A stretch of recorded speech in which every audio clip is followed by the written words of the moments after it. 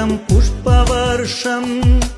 ആരാധനയുടെ പുണ്യഹർഷം ആരാധ്യമാകുമിയൾ താരയിൽ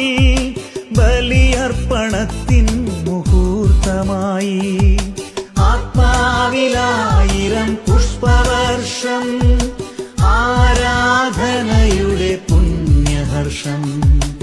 ആരാധ്യമാകുമിയൾ താരയിൽ ബലിയർപ്പണത്തിൻ മുഹൂർത്തമായി മാനസം പൂക്കളായി